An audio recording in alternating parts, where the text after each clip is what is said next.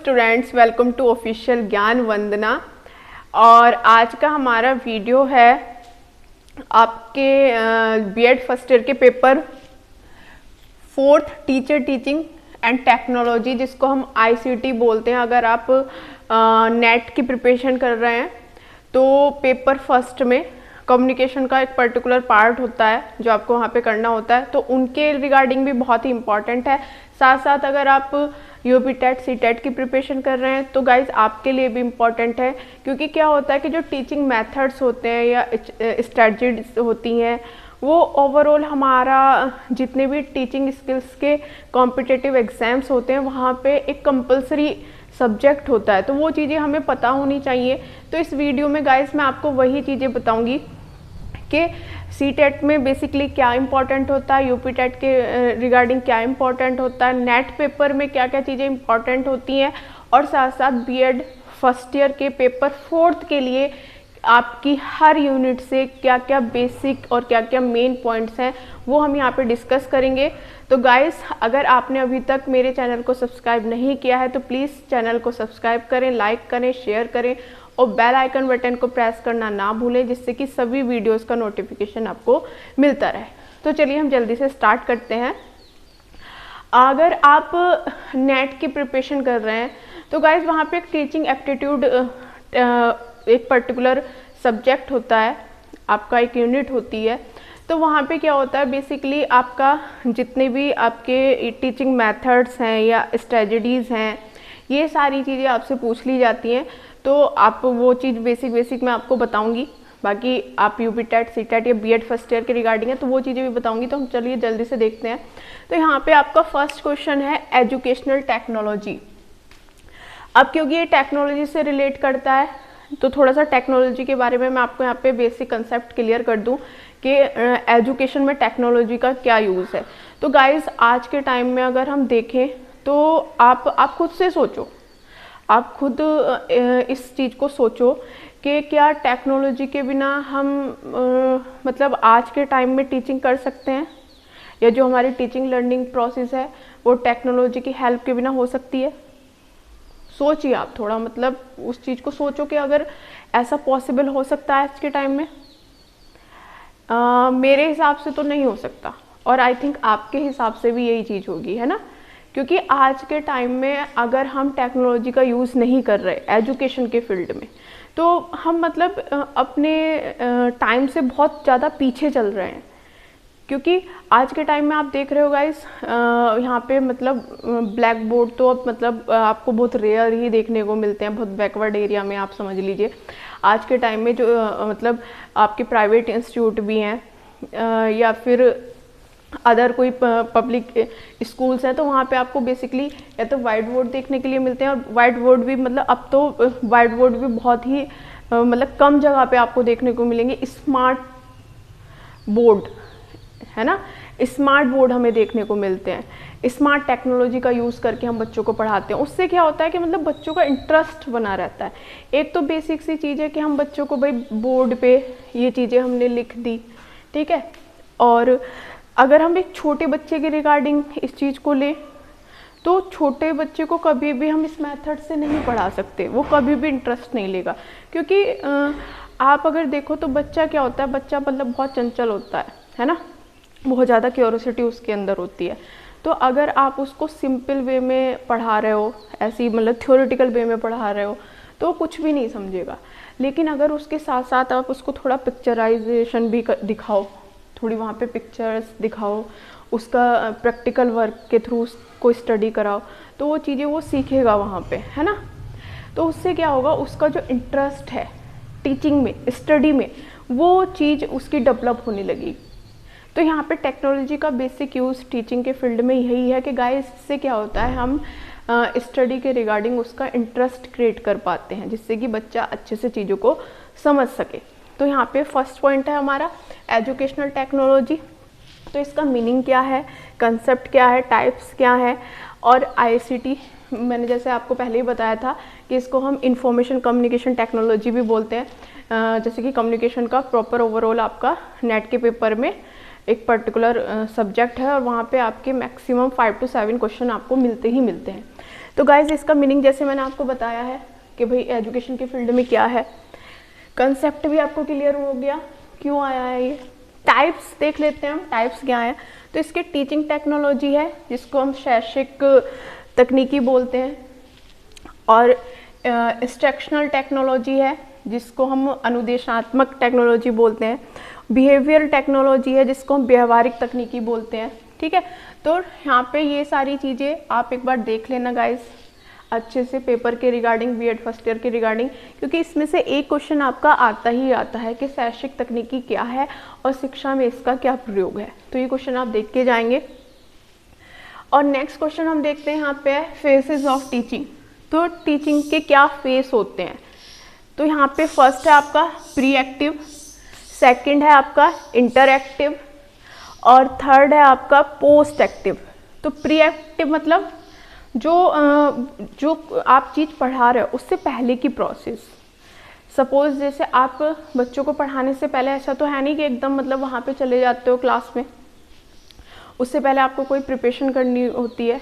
और अगर हम केवल मतलब पढ़ाई से रिलेटेड ना लें, मतलब एक पर्टिकुलर टीचिंग से रिलेटेड ना लें, अगर सपोज़ आप कहीं बिजनेस भी करते हो, किसी कंपनी में भी हो, वहाँ पे सपोज़ आपको कोई प्रेजेंटेशन देनी है, तो उसके रिगार्डिंग भी ऐसा तो है नहीं कि आप भाई गए उठे और आपने सीधे खड़े होकर वहाँ पे प्रेजेंटेशन देनी शुरू कर दी। वहाँ पे भी क्या होता है, एक बेसिक प्रिपरेशन आपको तैयार करनी पड़ती है, पूरा प्रैक्टिस आप उसका करते हो, तब जाके आप उन लोगों के सामने अपनी प्रेजेंटेशन को शो करते हो। ठीक है, तो ऐसे ही प्रीएक्टिव स्टेज हम उसको बोलते हैं जहाँ पे हम पहले मतलब अपनी प्रिपरेशन करते हैं कि भाई हमें बच्चों को क्या सिखाना है या किसी दूसरे बंदे को क्या बताना है उसके रिगार्डिंग। नेक्स्ट है इंटरएक्टिव। इंटरएक्टिव स्टेज पे हम क्या करते हैं, ये इंटरएक्टिव स्टेज होती है जब मतलब वो जो प्रोसेस है वो चल रही है, ठीक है, मतलब प्रेजेंट में है।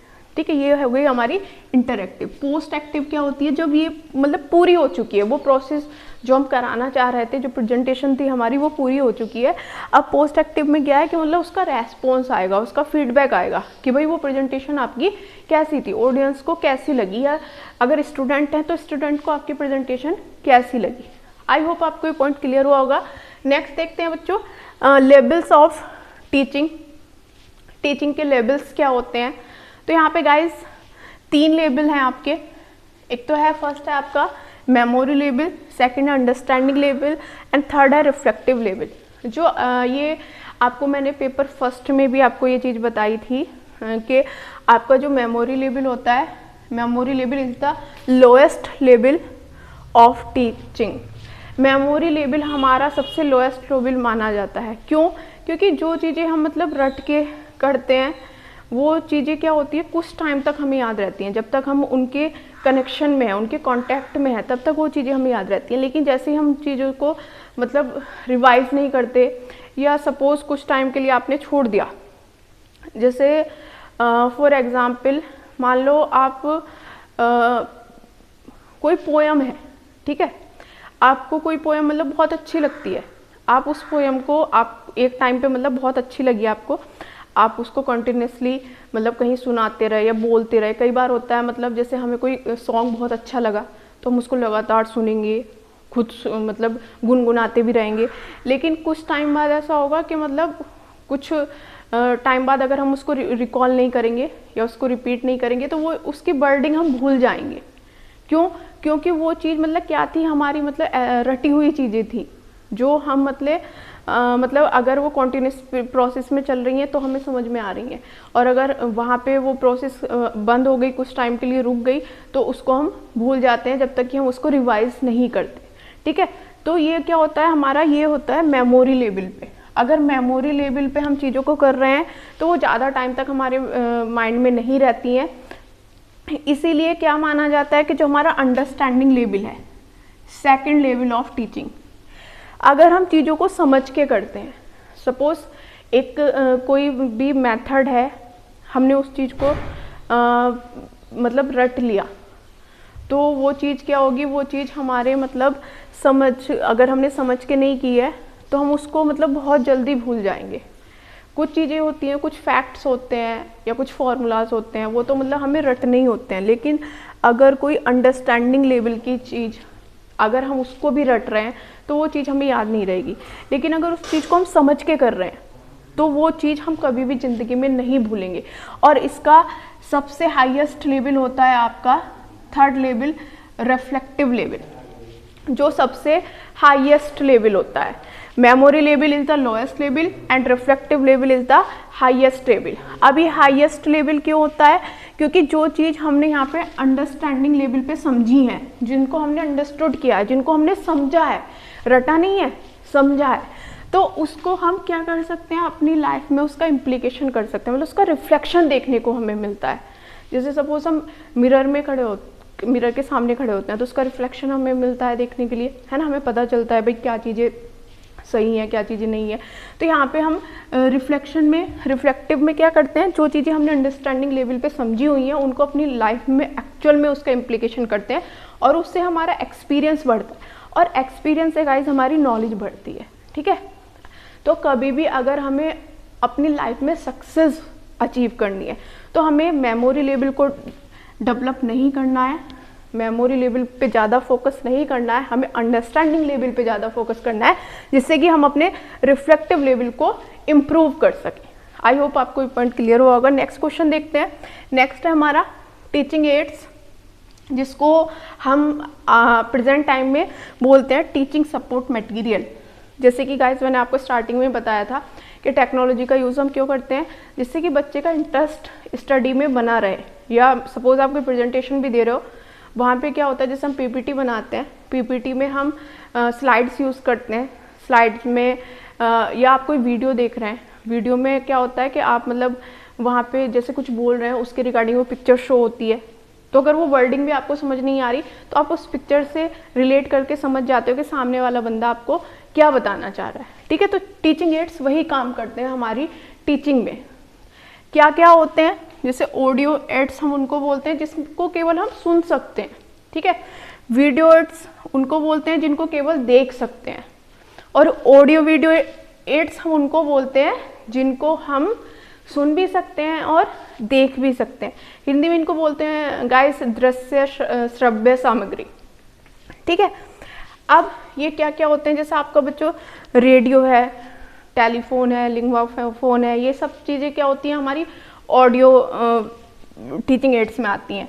लेकिन जैसे आपका टेलीविज़न है, ठीक है, आपका एलसीडी प्रोजेक्टर है, और आपका ये टेली कॉन्फ्रेंसिंग वगैरह हैं, ये चीज़ें क्या है, इसमें ऑडियो भी आती है, वीडियो भी आती है। मतलब ये हमारे ऑडियो विजुअल एड्स हैं जिनको हम सुन भी सकते हैं और देख भी सकते हैं। ठीक है, टेली कॉन्फ्रेंसिंग क्या होती है, जब हम मतलब टेली कॉन्फ्रेंसिंग में तो बच्चों हम केवल मतलब सुनते हैं, कोई बंदा कितने भी डिस्टेंस पे है हमसे। आपने बेसिकली जो न्यूज़ वगैरह होती है उसमें देखा होगा कि बहुत एक बंदा किसी दूसरे सिटी से या दूसरे स्टेट से बिलोंग करता है, कोई बंदा दूसरे स्टेट से, और वो सब लोग कनेक्टेड होते हैं किसके थ्रू, एक वायरलेस सिस्टम होता है, उसके थ्रू वो कनेक्टेड होते हैं। वहाँ उस चीज़ को हम क्या बोलते हैं, टेली कॉन्फ्रेंसिंग। वीडियो कॉन्फ्रेंसिंग में क्या होता है, वहाँ पे ऑडियो भी होती है, आपकी वीडियो भी होती है, और आपका लैंग्वेज लैबोरेटरी ये भी मेन होती है। लैंग्वेज लैबोरेटरी में हमें क्या सिखाया जाता है कि भाई हमारा प्रोनाउंसिएशन वर्ड्स का कैसा हो, उनका रिदम कैसा हो, ये सारी चीज़ें हमें लैंग्वेज लैबोरेटरी में सिखाई जाती हैं बहुत बारीकी से। ईमेल क्या होता है, इसको आपको ईमेल आपको पता ही होगा, इलेक्ट्रॉनिक मेल जिसको हम बोलते हैं, आप सब लोग यूज़ करते हैं, है ना। इंटरनेट, यहाँ पे गाइज एक इंटरनेट और इंट्रानेट वर्ड में बहुत बच्चे कंफ्यूज होते हैं कि इंटरनेट और इंटरनेट तो आपको पता ही है बेसिकली, लेकिन इंट्रानेट इसको लेके बच्चों में काफ़ी कंफ्यूजन होता है। तो गाइज यहाँ पे मैं ये पॉइंट क्लियर करना चाहूँगी, इंटरनेट तो ओवरऑल मतलब पूरे वर्ल्ड वाइड के लिए है, वर्ल्ड वाइड फैला हुआ है, मतलब कहीं से भी हम कुछ भी सर्च कर सकते हैं। लेकिन जो इंट्रानेट होता है उसका मतलब एक पर्टिकुलर एरिया होता है।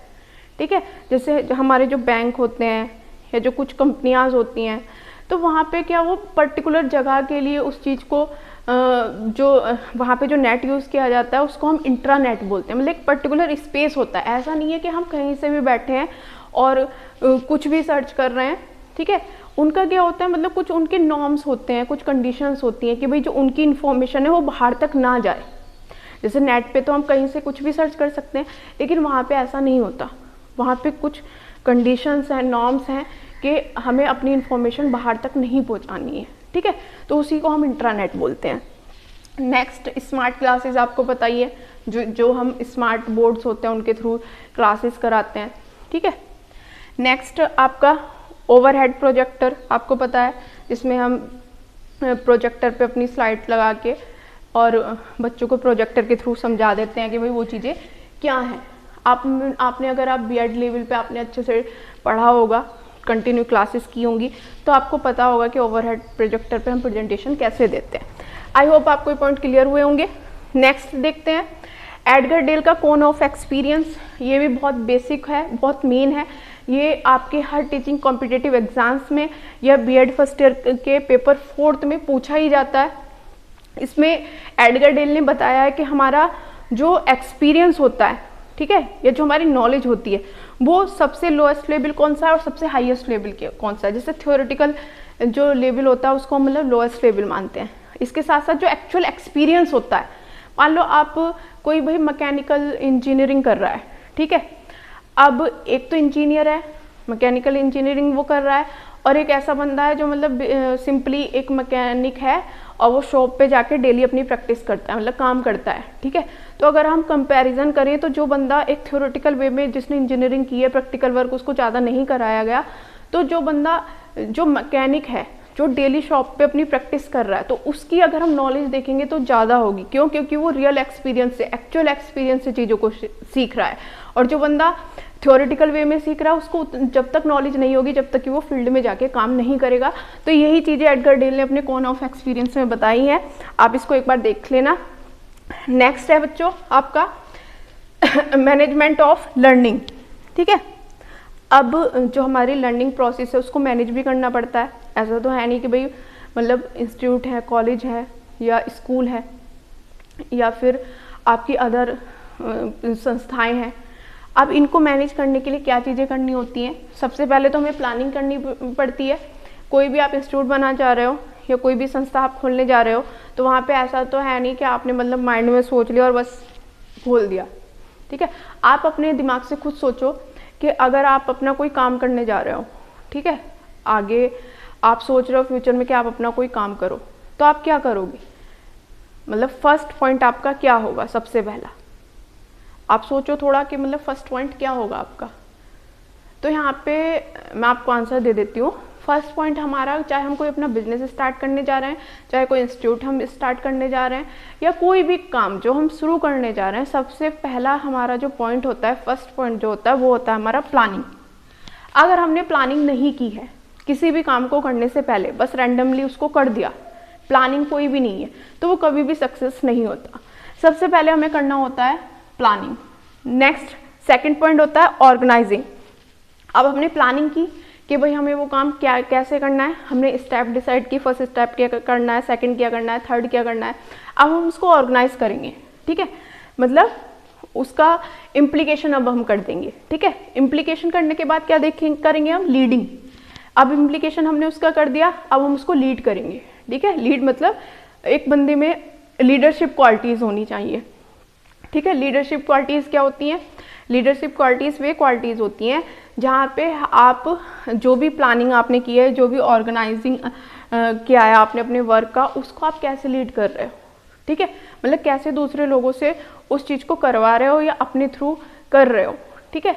अब मान लो कोई लीडर है, अब वो लीडर सपोज जितने भी बंदे उसकी टीम में है, अगर उनके साथ उसका कोऑर्डिनेशन नहीं है, तो एक टाइम ऐसा आएगा कि मतलब हर बंदा उसकी टीम से जाने लगेगा। लेकिन अगर वो एक अच्छा लीडर है तो हर बंदे को बांध के चलेगा, अपने साथ जोड़ के चलेगा, ठीक है। तो वो क्वालिटीज़ आपके अंदर होनी चाहिए, मतलब लीडिंग क्वालिटीज़ होनी चाहिए। नेक्स्ट है कंट्रोलिंग। हमें कंट्रोल भी करना आना चाहिए, केवल लीडरशिप क्वालिटीज़ नहीं होनी चाहिए। ऐसा नहीं है कि भाई हम अपनी लीडरशिप को अच्छा बनाने के लिए लोगों की हाँ में हाँ मिला रहे हैं, चाहे वो गलत कर रहे हैं चाहे सही कर रहे हैं, उनको गलत पे मना नहीं कर रहे, ठीक है। तो क्या होगा, फिर हमें कंट्रोलिंग नहीं आएगी, हम उसको कंट्रोल नहीं कर पाएंगे, उसको उस पर नियंत्रण नहीं लगा पाएंगे। तो हमें कंट्रोलिंग स्किल्स भी आनी चाहिए कि कैसे हमें लोगों को अपनी बातों के थ्रू मतलब कंट्रोल भी करना है कि उनको बुरा भी ना लगे और हम उनको उनकी गलती का एहसास भी दिला सकें। तो ये क्वालिटी भी हमारे अंदर होनी चाहिए। आई होप आपको ये पॉइंट क्लियर हुआ होगा। नेक्स्ट देख लेते हैं। नेक्स्ट है स्ट्रेटजीज ऑफ टीचिंग। टीचिंग के क्या मेथड्स होते हैं, क्या स्ट्रेटजीज होती हैं जो हमें टीचिंग में फॉलो करनी होती है। तो यहाँ पे गाइस जैसे लेक्चर मेथड है, डेमोन्स्ट्रेशन है, ब्रेन स्टॉर्मिंग है, रोल प्लेइंग है, टीम टीचिंग है, और भी है, वो आप देख लेना। मेन होती है ये, इसलिए मैंने मेन पॉइंट्स लिखे हैं यहाँ पे। जैसे ब्रेन स्टॉर्मिंग होती है। ब्रेन स्टॉर्मिंग में हम क्या करते हैं कि मतलब बच्चे को कोई हमने ऐसा पॉइंट दिया जिससे कि उसका माइंड बहुत एक्टिव हो गया। कोई बच्चा एकदम आराम से बैठा है, हमने उसको एक ऐसा पॉइंट दिया कि उसके माइंड में उथल पुथल मचने लगी, मतलब वो सोचने पे मजबूर हो गया। जैसे सपोज आप लोग आराम से बैठे हो और आपको सडनली आके कोई ऐसा पॉइंट बोले कि भाई आज न्यूज़ के रिगार्डिंग ही कुछ बोल दे कि आज ऐसा हुआ या आज कोई नई चीज़ घटी है, तो उस घटना के बारे में क्या करोगे, आप सोचने लगोगे, जल्दी से सर्च करने लगोगे उसके बारे में। जितनी मैक्सिमम इंफॉर्मेशन आप कलेक्ट कर सकते हो वो करोगे, ठीक है। तो ये क्या होती है हमारी ब्रेन स्टॉर्मिंग स्ट्रेटजी, हम इसको बोलते हैं। लेक्चर मेथड आपको पता ही है, बहुत पुराना मेथड है, मतलब एंशिएंट टाइम से हम इसको यूज़ करते आ रहे हैं। और जिसको मतलब हम अगर देखें तो हायर क्लासेस में तो मतलब इसको फॉलो करना अच्छा होता है, लेकिन अगर आप बच्चों के लिए इसको यूज़ कर रहे हो तो आई थिंक ये मेथड आपके लिए अच्छा नहीं होता, क्योंकि बच्चे इसमें इंटरेस्ट नहीं ले पाते। नेक्स्ट है आपका डेमोन्स्ट्रेशन। डेमोन्स्ट्रेशन में सबको हम अच्छा मानते हैं क्योंकि इसमें हम प्रैक्टिकल वर्क के थ्रू बच्चों को सिखाते हैं, और जो चीज़ें प्रैक्टिकल वर्क के थ्रू सीखी जाती हैं वो अच्छी होती है, उनका एक्सपीरियंस भी अच्छा होता है। रोल प्लेइंग मेथड, यहाँ पे मतलब कोई भी आपको जो चीज़ भी पढ़ाई जा रही है, जो चीज़ भी बताई जा रही है, जो भी काम आप कर रहे हो उससे रिगार्डिंग आपको कोई भी नाटक, कोई भी प्ले आपको दे दिया जाता है और उसमें डिफरेंट रोल्स आपको दे दिए जाते हैं जिससे कि आप एक्चुअल में वो चीज़ समझ सको। जैसे फॉर एग्जांपल बच्चों, अगर आपको कोई चीज़ थ्योरेटिकल बताई जा रही है तो आप उसको उतने अच्छे वे में नहीं समझोगे, लेकिन अगर उसको आप स्टोरी के रिगार्डिंग समझाने लगो या फिर कोई मूवी के थ्रू आपको समझाने लगे तो वो चीज़ आप कभी भी नहीं भूलोगे। जैसे छोटे बच्चे हैं, छोटे बच्चों को आप अगर कोई चीज़ ऐसे ही बता रहे हो तो वो नहीं समझते, लेकिन अगर आप उनको कहानी के थ्रू समझाने लगो तो वो बहुत जल्दी समझ जाएंगे। बड़े बच्चे भी वैसे होते हैं, अगर हम उनको थ्योरेटिकल वे में समझा रहे हैं कोई चीज़ तो वो उतना इंटरेस्ट से, उतने अच्छे से नहीं समझेंगे, लेकिन वही चीज़ अगर हम उनको एक्चुअल वे में, सपोज फॉर एग्जांपल हम ताजमहल के बारे में बता रहे हैं कि भाई ताजमहल ऐसे बनाया है, सुंदर है, ये चीज़ है, वो चीज़ है, और वही चीज़ अगर हम उनको एक्चुअल में वहाँ ले जाकर दिखाएं तो जो वो एक्सपीरियंस होगा, अगर हम कंपैरिजन करें जो चीज़ हम थ्योरेटिकल बता रहे हैं उससे कहीं ज़्यादा होगा और लॉन्ग लास्टिंग होगा, उसको कभी भी नहीं भूलेंगे। तो ये चीज़ होती है, आप देख लेना। नेक्स्ट क्वेश्चन देख लेते हैं। यहाँ पे लीनियर और ब्रांचिंग प्रोग्राम है। ये लीनियर प्रोग्राम तो आपका स्किनर ने दिया था, तो ये लीनियर और ब्रांचिंग प्रोग्राम भी आप देख के जाना, इसमें भी आपके क्वेश्चन आते हैं। नेक्स्ट देखते हैं मॉडिफिकेशन ऑफ टीचर बिहेवियर। तो देखो टीचिंग लर्निंग प्रोसेस में 3 चीज़ें मेन होती हैं, एक आपका टीचर, सेकंड आपका स्टूडेंट, और थर्ड आपका जो कंसेप्ट होता है, जो कंटेंट होता है, या फिर जो आपका करिकुलम सिलेबस होता है, ठीक है। तो टीचर ओवरऑल आपकी पूरी एक्टिविटीज़ को कंट्रोल करके चलता है, उसको क्या पढ़ाना है, कैसे पढ़ाना है, उसका आउटकम क्या होगा, तो ये सारी चीज़ें टीचर पर डिपेंड करती हैं। तो टीचर को अपनी स्किल्स कैसे इम्प्रूव करनी है वो चीज़ यहाँ पे बताई गई है। जैसे इसमें माइक्रो टीचिंग के थ्रू हम अपनी जो टीचिंग स्किल्स होती हैं उनको इम्प्रूव करते हैं। जैसे इंट्रोडक्टरी स्किल्स होती है जिसको हम प्रस्तावना कौशल बोलते हैं। इसमें क्या माना जाता है कि भाई बच्चा ब्लैंक नहीं होता है, ऐसा नहीं है कि वो मतलब जब बच्चे ने स्कूल में एडमिशन लिया तो उससे पहले उसको कुछ आता ही नहीं है, ऐसा नहीं है। बच्चा मतलब बचपन से ही, स्टार्टिंग से ही सीखना शुरू कर देता है। तो वो चीज़ यहाँ पे मानी जाती है कि हमें बच्चों को जो उनका प्रीवियस नॉलेज है, जिस माहौल से, जिस एनवायरनमेंट से निकल के वो आ रहे हैं, उससे रिलेट करके पढ़ाना चाहिए, तो वो चीज़ें अच्छे से समझते हैं, ठीक है। जैसे आप कोई भी चीज़ बच्चे को समझा रहे हो तो देखो वो बच्चा किस एनवायरनमेंट से रिलेट करता है, फिर वहाँ से रिलेटेड उससे क्वेश्चन पूछो और धीरे धीरे जो नई नॉलेज आप उसको देना चाह रहे हो उससे रिलेट करो उन चीज़ों को, तो वो बहुत अच्छे से समझेगा उन चीज़ों को, ठीक है। टीचिंग स्किल्स वही है आपकी, इंट्रोडक्टरी स्किल है, डेमोन्स्ट्रेशन स्किल है आपकी, और ब्लैक बोर्ड स्किल है। तो इनको हम कैसे इम्प्रूव कर सकते हैं वो चीज़ें आप यहाँ पे देख लेना। टीचर इवैल्यूएशन बहुत ज़रूरी होता है। शिक्षक का मूल्यांकन कैसे करें। तो गाइस इसमें हम क्या चीज़ें देखते हैं, बेसिकली उसका ओवरऑल जो रिजल्ट है उसके थ्रू भी हम इवेल्युएट कर सकते हैं। जिन बच्चों को पढ़ाया जा रहा है उनका आउटकम कैसा आ रहा है, उनका फीडबैक किस तरीके का आ रहा है, और साथ साथ हम उसके करेक्टर के थ्रू, उसकी नॉलेज लेवल के थ्रू भी हम इवेल्युएशन कर सकते हैं। तो ये चीज़ आप देख लेना, इससे भी शॉर्ट क्वेश्चन आपके आ जाते हैं। नेक्स्ट आपका शॉर्ट क्वेश्चन में आ जाता है ई लर्निंग।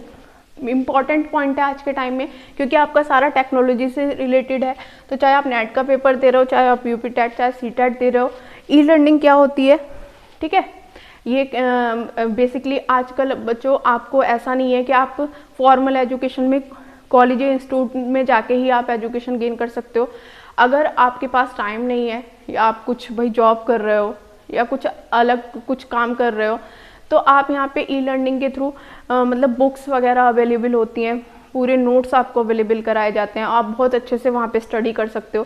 तो ये चीज़ आप देखना क्या होती है, यूजीसी एनसीईआरटी के बारे में देख के जाना, साथ साथ इग्नू के बारे में भी आप देखना इन चीज़ों को, क्योंकि ये शॉर्ट में पूछ ले जाते हैं। आई होप आपको सारे पॉइंट्स क्लियर हुए होंगे, और अगर कोई डाउट है तो आप कमेंट सेक्शन में उसको लिख सकते हैं। और गाइज अगर आपको वीडियो अच्छा लगा है तो प्लीज़ वीडियो को लाइक करें, चैनल को सब्सक्राइब करें और बेल आइकन बटन को प्रेस करना ना भूलें, जिससे कि सभी वीडियो का नोटिफिकेशन आपको मिलता रहे।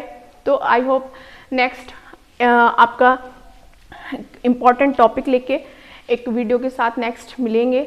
तब तक के लिए गाइस बेस्ट ऑफ लक है आपके लिए। तैयारी करते रहिए, मुस्कुराते रहिए, खुश रहिए। Thank you, bye bye.